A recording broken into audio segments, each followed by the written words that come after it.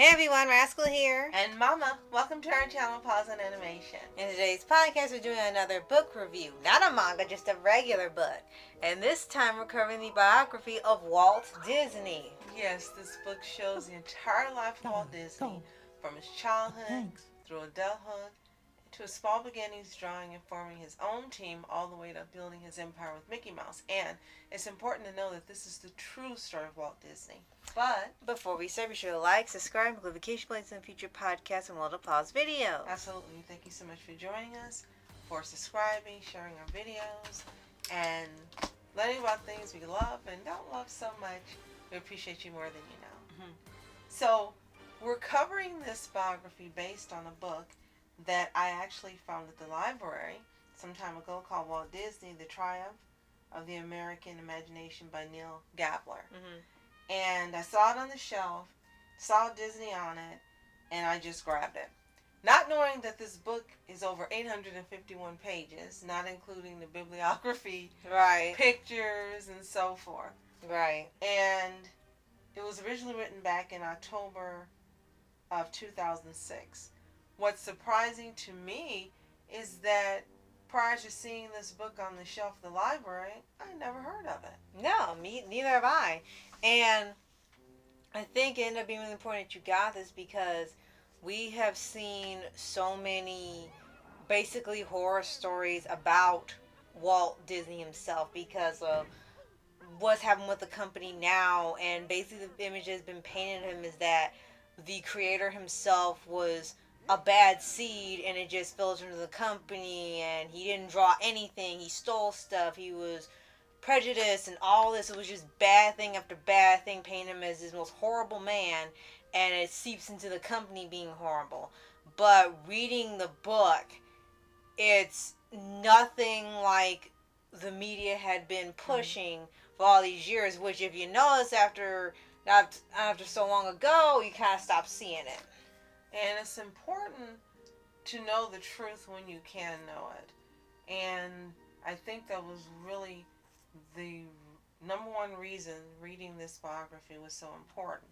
Yes, it took a while. And at times we were sharing the book and marking where each of us left off, because it was such a large book that for one person to read it and then the other person to read it may not have been able to renew it enough times to finish it. Right. So that's how we chose to read it. And Neil Gabler is actually a researcher who has written several books about celebrities. For this particular book, it took him 7 years to meticulously research Walt Disney. And I think that's important to mention because that way you know it's not something that was just thrown together, trying to make a quick buck, trying to see how fast he can get it out and people to buy it. For someone to take 7 years and dedicate to researching before even beginning to write a book on anyone means they really want to know the truth. What I love about the research that was done is throughout this review you'll see photographs actually from the book, and some of these original photographs from Disney's life, home photos I should say, pictures from his childhood to the building of Disney, to after having Disney. And you can see where people who knew them, whether they were relatives or friends, actually trusted Gabler enough to give him the pictures to contribute to this book. Right. So those are things that are important to know. So why did you love this biography? Well, I think in one aspect is because, both of us, and who really hasn't really grown up with Disney, whether it be shows or movies or games, one of the parks or what have you, Disney's been part of just about everyone's lives in one way or another, influencing pretty much everyone across the world. And with recent years of the company going in a much different direction that is not beneficial, with a lot of the movies and decisions they've made, and under the guise of, oh, this is what Walt wanted, we're doing what he would have done, and this and that and this and that. And then with their 100th anniversary, they were showing it looks like showing appreciation to people who have been in the company for decades, almost as old as the company. But then we also hear about them getting rid of people because they wanted to write things like Walt. And now with this book, we really see how Walt had the workplace, and it's such a stark contrast to how the workplace is now when you hear people that worked there. I'm really glad you brought that up because, as we mentioned, this book was released and published back in 2006. Right. And that's really important to mention because a lot of his life has been speculation. Mm-hmm. And as you mentioned, people spreading rumors and untruths for one reason or another. And in order to get this book written, Gabler was given complete access to the Disney archives. Mm-hmm. And that way, a lot of the myths could be dispelled. Right. A lot of the untruths could be dispelled. So I want to read quickly one paragraph before we continue. Mm-hmm. Gabler shows us the young Walt Disney breaking free of a heartland childhood of discipline and deprivation and making his way to Hollywood. We see the visionary whose desire for escape honed an innate sense of what people wanted to see on the screen, and when combined with iron determination and obsessive perfectionism, led him to the reinvention of animation. It was Disney, first with Mickey Mouse and then with his feature films, most notably Snow White, Pinocchio, Fantasia, Dumbo, and Bambi, who transformed animation from a novelty based on the movement to an art form that presented an illusion of life. And when you watch the older Disney films, especially some that we are covering during this Classic Disney Week, thank you for joining us, you can see that perfectionism that he was really determined to have in his films. A lot of the films, when you learn more about them, you'll see some of them took 7 years to make. Yes. Now, ironically, how long this book took. Right. 3 years to make. Never just a quick movie, getting it out and making money. Yeah. Or, hey, we got a deadline. We want this movie to be released. One thing that struck me was how he wanted to get as perfect as possible. He would talk to people. He would act out things himself. Right. And he wanted the animators and editors to understand exactly what he's going for. He would sit and perform the characters' lines and show you the emotions and how he wanted the character to be perceived. And they would sit and take notes and draw sketches so they could convey exactly what he wanted conveyed. Right. And the most interesting part of how we got to this perfectionism began with an aunt of his giving him some art supplies to do some artwork. And that was how he was inspired. Before then, he had never done anything. Right. And she's gifted him with that. And he even knows, it's noted in the book that Walt Disney stated himself that that was the beginning of this journey. And he was so grateful to her for giving him the art supplies and encouraging him to draw. And you see in this biography his progression from stage to stage to stage. Right. Even when he was in the military, even when he was doing other things, he was so focused on animation and wanting to bring it to everyone and having it be in a form that was different from what was out at the time. Right. Like Betty Boop. I can't think of others. I'm sorry, during time, that time period. But animation engrossed his life. Yes. Yes, and it was such a part of him from beginning to end. And the further you get to the book, when he's an adult and he gets married and has children, you start seeing the formations of the parks and things. One thing that stood out to me was that it's like he grew up but didn't really grow up. Kind of like a weird way of having Peter Pan in there. And he always kept... It may be hard for some, but not for me. He always kept the family and the children in mind in everything he did. He did not dumb things down. He didn't shy away from harsher topics, but he also showed realities and things of life without beating someone down or saying it's depressing, you have no hope, just just live life aimlessly. There was always a message in just about every movie he made. Mm-hmm. And up until the last 10 years, even after his passing, the movie still had that core message.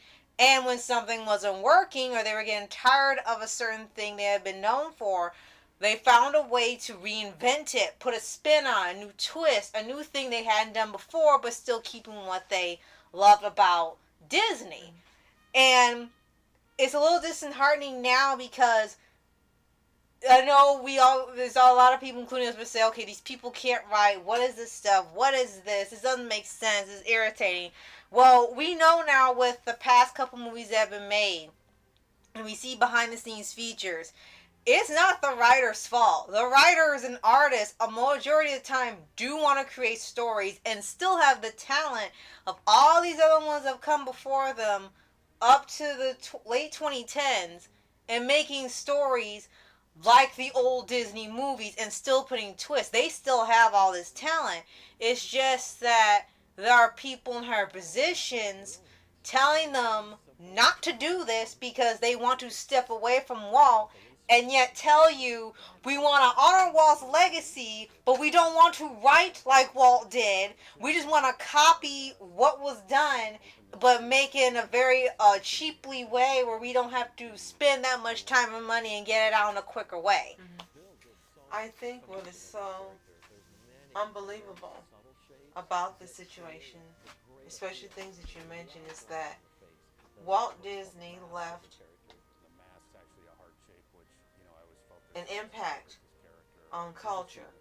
Mm-hmm. That even though the company he formed has changed, and it really has, mm-hmm. regardless of what people say, this is not the same company that he created. Yeah. He is just a permanent fixture of our culture.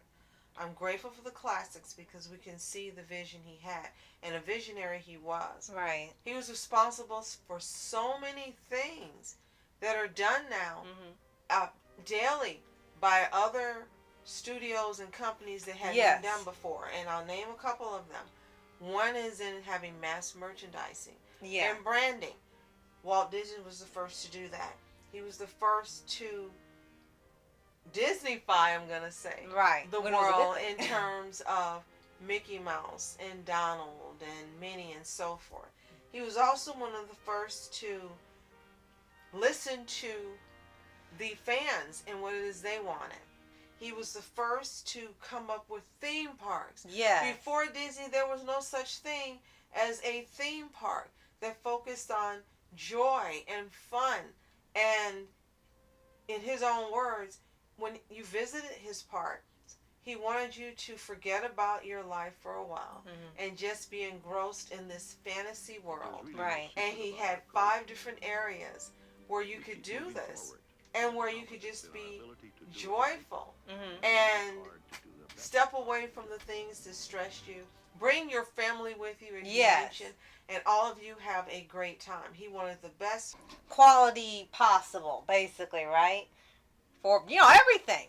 And now that's changed so in ways that we don't want to discuss in this podcast. And he also was the first to produce documentaries. Yes. On the environment and conservation and making the public aware of different issues during that time. Right. He had one on penguins. Right. That I remember seeing a long time ago. And he also had book publishing. He combined films, TV, theme parks, music, book publishing, merchandising. And at the time that Walt Disney did it, it was unprecedented and unheard of. Mm-hmm. And these people, these studios and companies want you to think now, oh, well, this is something we did is unique. No, it isn't. You're copying the Walt Disney. Yes. And he's responsible for every company and every studio on the face of this planet. Yes. Doing things the way they do now. Yes. And it's great you mentioned that, because one more thing I like to bring up is that with the past few films that the company has done and their theatrical releases, whether they're sequels or they're originals and things, People had noticed that they had stopped doing a lot of things that made them famous, besides, the romances, their chase scenes, their Broadway songs and everything, and having 2D animation. A lot of it has stopped. Well, when we look at these behind the scenes features, like except for Frozen 2 and Wish and some other films that have come out recently, we notice there's a trend of making two different films, to the point where by the time you get to see the final product, it's nothing resembling what the first thing they was storyboarded. And people are wondering why these movies flopped when they already had such a awesome idea in the beginning. And when you're hearing some of these people talk, there's two things that are really prevalent in there. One, when they start off with a story, it's demanded that it's rushed, that they need to start animating and writing and doing things like almost simultaneously to get it out, because all these movies seem to have a Thanksgiving release. So it needs to be done in a year or less. Not a few years, 1 year. And it's so rushed that they have to cut things out, make it quick as possible, and the movies end up not having anything to them because they've cut out all the meat of the film that would have made it fantastic and a hit to get it out quickly. And then the sad thing would be, when they mention Walt constantly when they decide to, is that, oh, well, he made this on this very little amount of money. He made these big movies on small amounts of cash. Oh, we're copying this, we're doing this, and it's like what Walt would have done. And it seems like they acknowledge what Disney did, but they don't want to actually do it. They want to copy his methods, but you do it in a way where, like, let's say he used $5. Let's try to use $5 to $50 and make millions of dollars out of a $50 budget, and just not do anything. How about he took $2 million to make a movie and they took $200 million? That's not the same. That's not the same. Yeah, you're like, oh, we're doing what he would have done in his methods, and it's like, if that were the case, then we wouldn't be saying what's happened to this company. You still would be at the top of the game. The last two things I want to point out from this book are that you got to know the man, not only the professional side of him, but also the personal side. Yes. And the biography reveals that he was wounded, lonely, and often disappointed despite having worldwide success. He was plagued with financial problems a lot of his life. He even suffered a nervous breakdown. And sometimes he retreated into seclusion in his workshop, making model trains.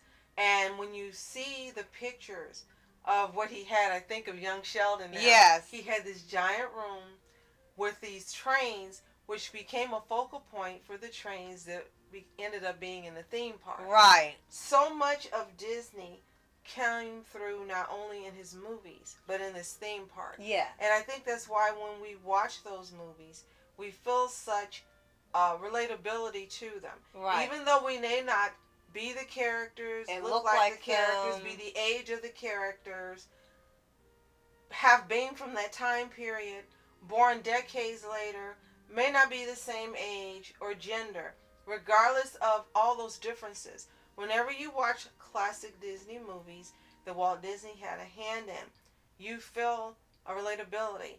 You feel an empathy for the characters. You're entertained. You are joyful when watching. Yes. And you're empathetic when you're supposed to be. And as I mentioned one time, he had this genius way of, it's almost like you have puppet strings, and exactly when you're supposed to react in a certain way. He has honed it down to a science where you get those reactions during those movies. And it's not manipulation. It's how he wanted a work to be appreciated and how a character to be understood and related to. And a part of him is in every one of those movies. His experiences in life. Even sometimes the things he was experiencing in real life. Yes. They came through in the movie. At one point there was a strike, and a lot of people that worked for him turned on him. And he didn't understand why. And that's one of those times he retreated. He felt so betrayed.